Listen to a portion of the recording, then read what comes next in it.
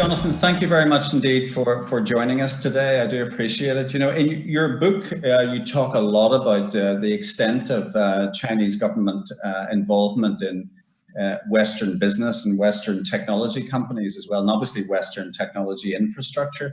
It's all come a wee bit to a head recently in terms of the so-called decoupling of some of the Chinese businesses that are based in the United States. Can you tell us a little bit more about your perspective on, for example, TikTok and some of the other businesses that have been identified as potentially malevolent to an extent and therefore might need to be uncoupled? Well, thank you, Jeffrey. It's good to join you. And I think what you're seeing here is the United States is pushing back very comprehensively on China's economic and technological relationship with our country, and getting that to become an increasingly valid line of policy and strategy in other countries as well. So there's no question that Chinese companies are tied deeply and intimately to the Chinese Communist Party, and China's civil military fusion program basically mean that any piece of innovation in the civilian economy, whether that's in the industrial sector or in high technology, all has to be brought to the Chinese military so that they can advance their goals and catch up with the United States. So at the end of the day, what's really driving a US-China decoupling is going to be this question of the problem of China's ability to convert civilian economic and technological power into military power. So companies that are involved in civil military fusion, companies that are involved in the surveillance state, I mean, all of this is just, it's going to be unacceptable for us to be engaging with China that way. At the end of the day, all of this is about the Communist Party's broader grand strategy of becoming the dominant power. So what they've achieved in the last 20 years is really nothing next to what they plan to achieve in the 20 years to come.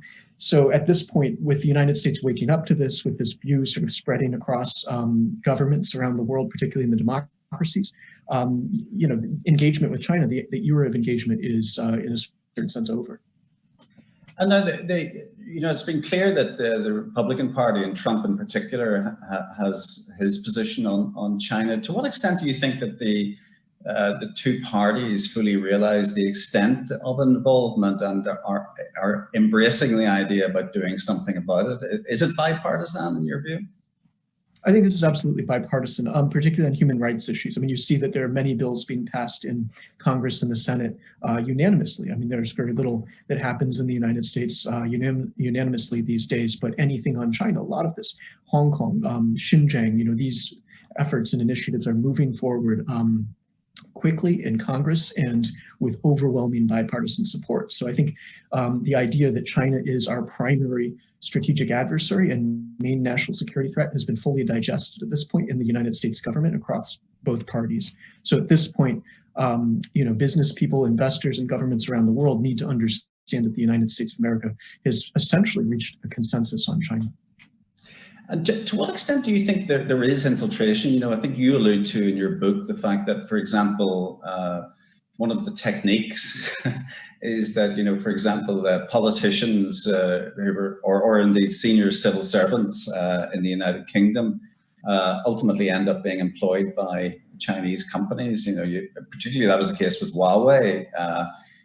And yet there is still this debate going on as to whether strategically Huawei should be involved, say, in the 5G core network. Is that the type of activity they're still up to, or do they realize that actually the new activities are going to have to be embraced? Sure, and I think part of my allusions to that in Vision of Victory had to do with me doing my doctorate at Oxford, and being exposed to the sort of British side of China policy. And, I was doing that during the Osborne years with the golden decade running towards China, embracing China. I mean, you see the people that wound up on Huawei's board and all the rest of it. I mean, you see where certain cabinet members in British government wound up afterwards. And there's no question that Britain was embracing this policy of engagement that obviously led to, I think, serious trouble for the US-UK relationship. So ultimately, I believed that the UK would prioritize its relationship with the United States over its relationship with China. I think we're seeing that play out. And at the end of the day, for Britain to have Huawei in its infrastructure, I mean that is, I think that decision is largely being made. I mean, there are a number of MPs that have really fought valiantly for this issue, and the debate. I mean, there really should be no debate as to the role of Huawei in the Chinese government. I mean, this is one of China's premier strategic companies. It's done so much around the world. I think everybody understands that at this point. And what really is I think happening more broadly is the question of what engagement with China looks like if particularly in Europe, where China is not the immediate and obvious security threat that it would be in Japan or Australia for the United States, or India, who's banned 60 Chinese apps from its stores. I mean, everybody's taking measures here, but in order for us to remain a successful and integrated global alliance system, we are going to have shared approaches to Chinese technology and to economic engagement. This is really the toughest struggle we're all going to have. We're going to have to come together as allies, and fundamentally, it's an economic competition, because China's core strategy is to become the world's dominant economy, and through building that capability to then assert itself essentially as a 21st century empire with where no one can challenge it. I mean, ultimately to outpace the United States. So we're all in the same problem set together, and I think we're going to see governments working much more closely as we come to share the threat assessment. And to what extent do you think other countries are making assessments but reaching different conclusions? I think in the case of the UK and Huawei's involvement in the UK 5G network, there was a lot of political debate around this. Initially the Conservative government appeared not to be in favour of uncoupling, to use that word again, Huawei from 5G. So therefore, there was a political debate around it. What's the situation in other developed nations in terms of determining that China is potentially malevolent? Oh, I think it's at this point very widely understood in the Asia Pacific. It's totally clear in India. It's clear in the United States. It's really Europe. I mean, this is the question: is where will Europe go on the issue of China? And I think Britain, stands in a particularly interesting place because, in my mind, Britain lacks a global strategy, but quite easily could have one. You add up the English-speaking countries of the world, and you're talking about, an enormous amount of GDP to be trading with. I think the UK-India relationship is relatively weak and could be improved massively. The UK-US relationship is vital to the future of Britain, and we will have to prioritize together on these issues. And I think a lot of what drove the China policy, even post Osborne, was the question of Brexit and what would be the economic future of Britain. To tie that to China would be, I think, a death sentence for the United Kingdom over time. I mean, it would disrupt the true alliances, and it would ultimately lead to an economic, dependency that would jeopardize your sovereignty so deeply. So I think and conversely, I think it's very important, because Britain leads in so many industries, technologies, and not least of which in the financial sector, for us all to be aligned on those very core issues. So that there really can be a comprehensive global grand strategy. For Britain to be working with the Commonwealth, with the United States, to be trading with Europe, to be building its relationship with India, Australia, Japan. I mean, that's a giant world for Britain to participate in, to truly be global, and to use its technological and financial advantages to come into the 21st century as a truly global and important actor, but not to tie itself to China. That would be fundamentally a grave mistake. Now, it's obviously well known that given Brexit, the United Kingdom is negotiating free trade agreements with a number of parties, United States, obviously Canada, but also a number of the Commonwealth nations. And India is already the second most important provider of foreign direct investment. But do you sense that COVID and the economic malaise that's happened since might cause, just out of desperation, for people to start revisiting China as a source of FDI revenue and investment opportunity? You don't want to do that. I mean, that would be one of the worst national security decisions that your country could make. We're going to have to find capital investment and markets elsewhere. China's been very strategic over the past 20 years in terms of buying up, outbound M&A has been one of their core approaches to secure influence. So if Britain goes more deeply in that direction, it will deeply jeopardize the relationship with the United States and with India and with other key nations. As we start to get the picture, particularly anyone who's close to the Indo and Asia Pacific, it's going to be very important for Britain to have a shared security assessment of that, because that is now the world's most important strategic region. Britain cannot be China's backdoor to the West or best friend in the West, and I think any American diplomat would urge the same, and those who who care most about Britain's future must understand this. Now, is there a kind of innocuous, though, aspect to Chinese business and involvement in the West, in that there's a myriad of Chinese companies manufacturing lots and lots of products, and they're pretty much all available on Amazon? Is it the case that this will inevitably lead to a pretty all-encompassing trade war and potentially Cold War? Or do you feel that there's perfectly innocent and valuable business to be done between the West and China?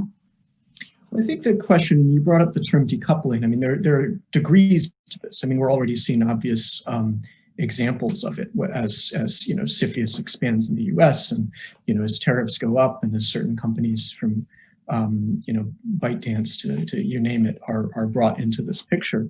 And I think the decoupling that I expect to happen is going to be along strategic industries and key technologies, and certainly anything that has a dual use nature. So, companies, I mean, China's most successful companies are, of course, well known to be tied to the Chinese state. And then there are many, of course, which are themselves state-owned, which makes them essentially, about as core to the Chinese strategic interest as an aircraft carrier or a destroyer. I mean, this is the economic battle fleet. It's those state-owned enterprises. So you are working directly with the Chinese government, and all of those ramifications, from the concentration camps in Xinjiang to the military buildup. I mean, that's what you're dealing with when you're doing business with the Chinese state. So I think, what I expect would that include potential slave labor, manufacturing certain products? Absolutely, positively. I mean, there was an important report that came out this year that identified 80 companies that may be benefiting from, the concentration camps, the slave labor in these camps. And that included everything from Nike to Dell to Adidas, you name it, a wide group of companies.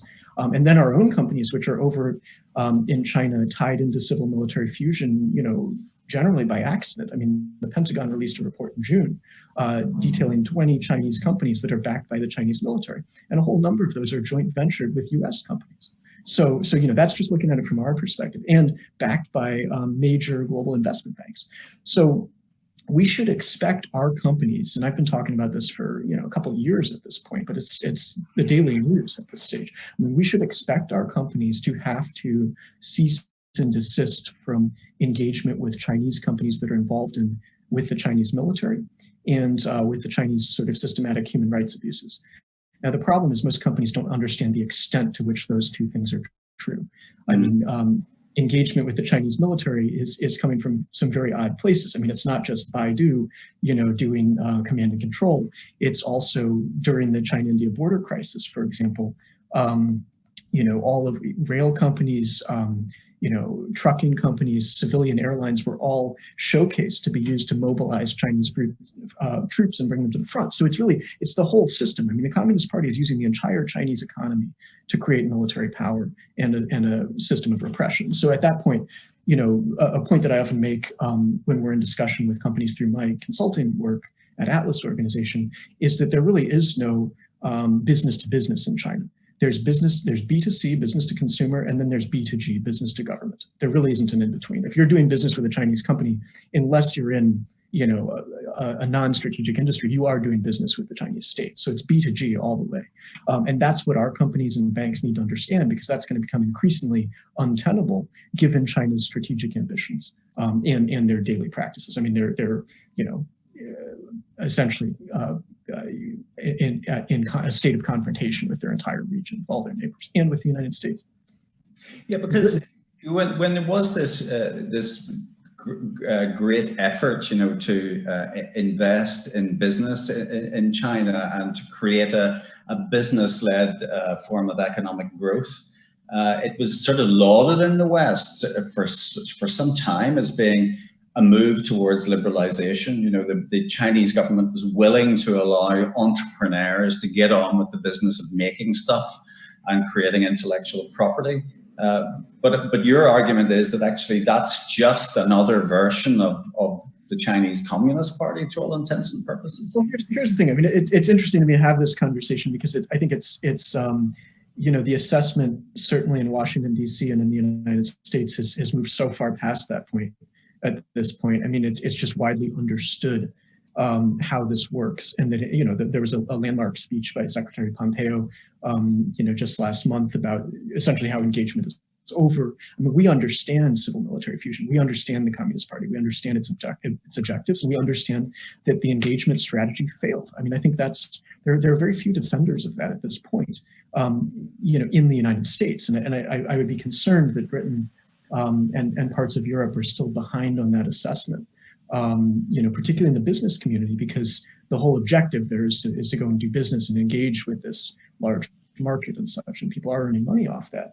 But, you know, they run the risks of intellectual property theft, of creating their own competitors, of being tied into some very nasty reputational and operational risks. And at the end of the day, they also risk being tied into being on the wrong side of this major reckoning in the US-China relationship. I mean, the US-China relationship has deteriorated enormously, but essentially for the reasons of the United States, we realize that we can no longer proceed in the ways that we have. So it would be very unwise for people to be caught on the wrong side of that as well. And it's you know, I think most wise to just simply understand the status of the situation and what its drivers are. I mean, one is essentially what the Communist Party wants, what they're doing, how they're using economic growth to create global strategic power. I explain all that in China's Vision of Victory using all their own documents and in their own words. And then the other side is that the United States is not going to accept that. So, you know, we've reached a very deep assessment, I think, here. It's bipartisan. It's deeply understood in the national security community, and it's beginning to be understood in the business community. Though business was given the sort of mandate of go and engage with China. I mean, that was what engagement meant, and now you know, some substantial pieces of that are going to have to be you know, redone.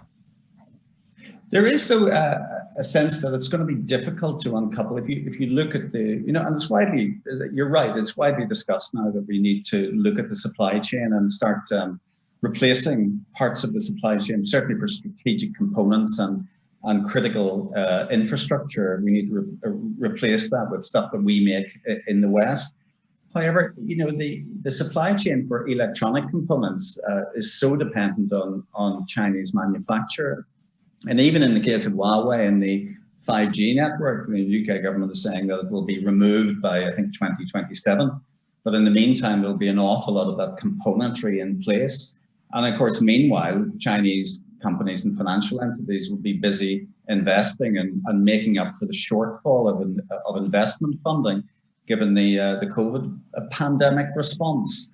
Do you think it's going to be too slow, really, the response? Yes, we're getting the right words, but the action is going to be, by necessity and by the complexity of the supply chain, delayed. Yeah, I mean, I think this is, you know, there are a number of pieces to what you just said. I mean, on one hand, I think pretty much everybody understands the need for different supply chains, and that was happening anyway for, you know, economic reasons. I mean, now you add a national security imperative to that, and it becomes ever more important. You know, FDI, I mean, that's going to change, I think, the allowance of Chinese investment into strategic industries. That's already plummeted in the United States, and I imagine other countries will adapt certain practices as well to look more carefully at that. And as to, you know, I think what we have to understand is that the concept of decoupling is really, you know, in degrees. I mean, there are going to be elements of that. There are going to be, you know, sort of strategies to doing it. And there are going to be inevitabilities. At the end of the day, we're not going to be, I think, you know, enabling the Communist Party and the People's Liberation Army to improve their military capabilities through engagement with Western companies, even though we have done just that for the last 20 years. Now we probably won't be doing that. So that's going to lead to certain things. You know, the question of funding the growth of Chinese industries from global capital markets, I think is, you know, that conversation is coming. are we really going to be pouring money into an adversary state? I think it would be unwise for us to do that, but then the methods have to be figured out. And then, what you've mentioned here in terms of the global microelectronics supply chain, I mean, I think that's the toughest question there is. I mean, right now that is so heavily concentrated in the Pearl River Delta, and it shouldn't be. And I think everybody understands that it shouldn't be. So the question is, how do you do that? And that leads us to, is it too slow? There's going to be necessity is the mother of invention. I think we're going to be working this problem very hard, just as countries, so that we don't wind up in a world that is a national security catastrophe with the continued rise of the People's Republic of China. That's going to be a very important one. I mean, where else can electronics manufacturing go? I mean, there are many good candidates for that, but it will take time. And what about Chinese involvement in the United States from a diplomacy point of view? Do you think it's going to get to the stage? We've already seen a number of the consulates being identified as being up to probably not the most healthy diplomatic activities. I saw you in another interview highlight the fact that perhaps the most strategically important consulate is probably the one in San Francisco. To what extent do you think we will see diplomatic uncoupling as well?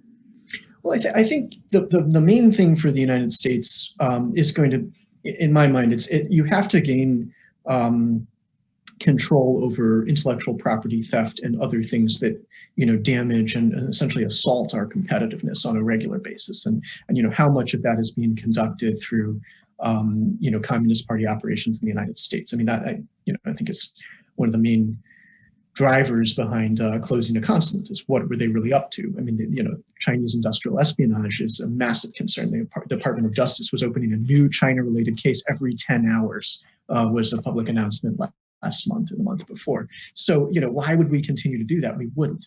And, yeah, I mean, I think San Francisco is the Chinese government's gateway to Silicon Valley.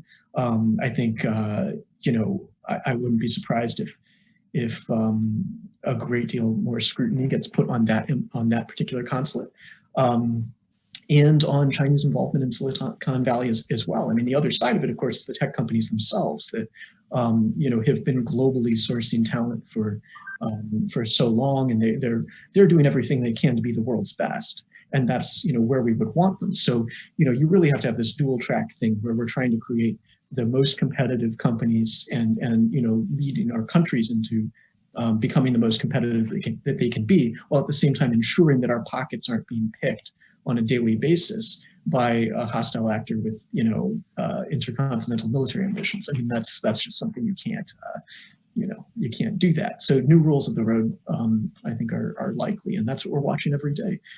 Every day, every week has new news on the U.S.-China economic confrontation, and I think overall it's a whole series of actions in search of a comprehensive strategy. But I think the strategy is fairly obvious for winning against the People's Republic of China.